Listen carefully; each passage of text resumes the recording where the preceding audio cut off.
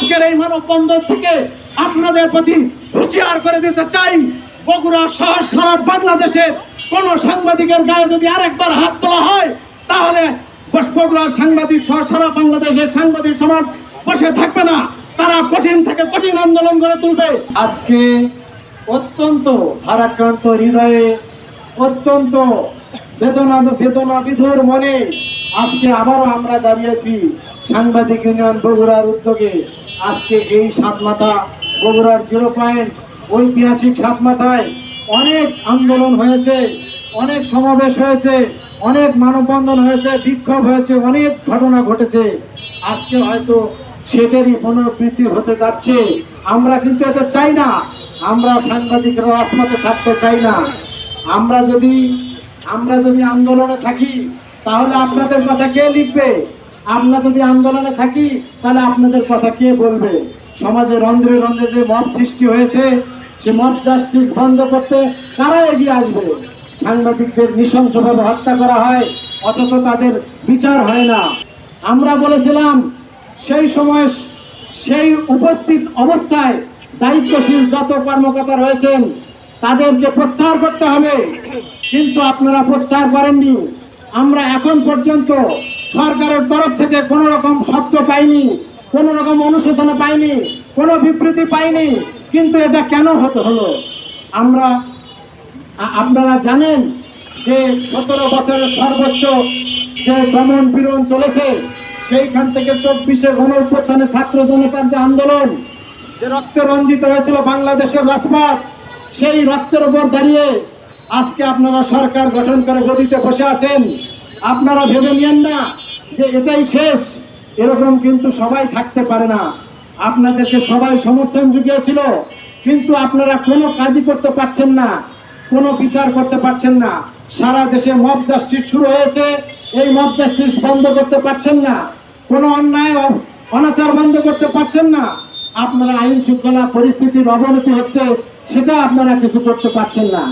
মাননীয় প্রধান উপদেষ্টা, জনাব স্বরাষ্ট্র উপদেষ্টা, জনাব স্বরাষ্ট্র সচিব, জনাব আইনজীবী, গতকালকের মানববন্ধন থেকে আপনাদের বলা হয়েছিল আপনারা ওই সময় দায়িত্বশীল কর্মকর্তাদের প্রত্যাহার করবেন, এই গাজীপুরের ওসিকে প্রত্যাহার করবেন, কিন্তু আপনারা কোনো কিছুই করেন নাই। সরকারের তরফ থেকে এখন পর্যন্ত কোনো বিবৃতি আসে নাই। সাংবাদিক তুহিন হত্যাকারীদের গ্রেপ্তার কিংবা সেখান থেকে কোনো স্টেটমেন্ট আমরা পাই নাই। কিন্তু কেন?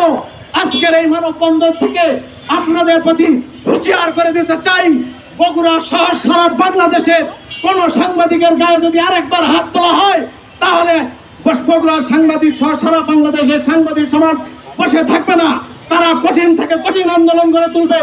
এবং এটা মনে রাখবেন, সাংবাদিক সমাজ যদি আন্দোলন গড়ে তোলে তাহলে আপনারা কখনোই গতিতে থাকতে পারবেন না। জনাব আইনজীবী, জনাব স্বরাষ্ট্র সচিব, জনাব স্বরাষ্ট্র উপদেষ্টা, কিভাবে আপনারা বলেন যে দ্রুতই হত্যাকারীদের গ্রেপ্তার করা হবে? সেই সময় সাগর রুনি হত্যাকাণ্ডের শিকার হয়েছিল, তৎকালীন স্বরাষ্ট্র মন্ত্রী সারা খাতুন বলেছিলেন 48 ঘন্টার মধ্যে আপনাদের সমস্ত আসামিদেরকে হাজির করা হবে। কিন্তু কি করেছেন? 100 সেঞ্চুরি পার করেছেন, একটি তদন্ত প্রতিবেদন দিতে পারেন নাই। আজকে যারা সরকারে রয়েছেন আমরা তাদের প্রতি উদাত্ত আহ্বান জানাবো, আইন শৃঙ্খলা পরিস্থিতি খুবই খারাপ, আপনারা এটার ব্যাপারে পদক্ষেপ নেন। আমাদের সাংবাদিক ভাই হত্যাকাণ্ডের শিকার হয়েছে, তার বিচার করেন। যদি না করতে পারেন তাহলে আপনারা পদত্যাগ করেন। জনাব স্বরাষ্ট্র উপদেষ্টা, আপনি অযথাই কথা বলেন, বেশি কথা বলেন। আপনি জানেন না গতকালকে কি হয়েছে? গতকাল ওই যে কি টাট্টু মিজান নাকি টাট্টু কি, এই কেটু না টাটু, সে দুজন ধানের ভেতরে সে সিগারেট খাচ্ছে, বিড়ি খাচ্ছে। সে কোথা থেকে পেলে দিল? কে দিল? এই মাদক সরবরাহ কে দিল? আইন শৃঙ্খলা রক্ষাকারী বাহিনীর আষ্টে পৃষ্ঠে থাকার পরেও কিভাবে তার হাতে ওইটা গেল?